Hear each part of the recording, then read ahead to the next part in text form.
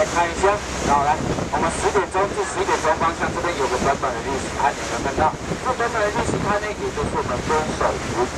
我们龟山岛有2座湖泊，第一个是龟首湖，第二个是龟尾湖。那等一下我们77位贵宾有带各位贵宾来去走一下我们的龟尾湖，但是呢，我们龟首湖我们没有办法看到，就是因为我们从海平面看过去，海平面看过去的话是平行线看的，所以才会看不到这个龟首湖。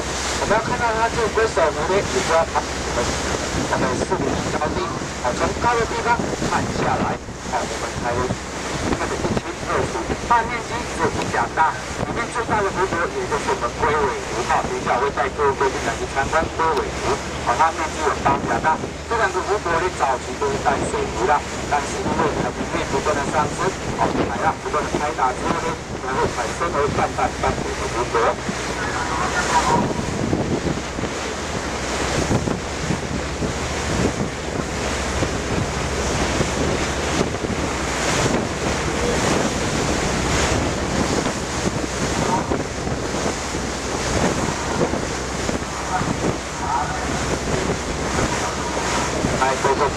因为景点的关系，角度的关系，来麻烦各位贵宾往船尾看我们船尾的6点钟方向，我们大概位置为7点至8点钟方向。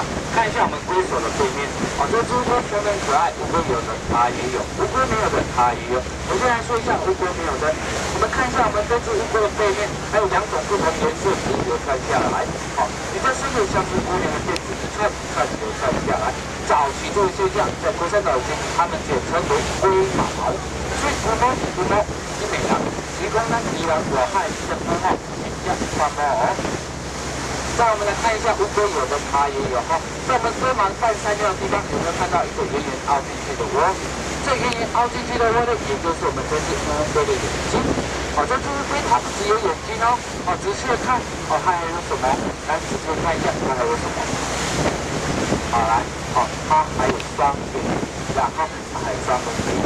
如果对他身体的遗忘，他搞不好会渣渣一点。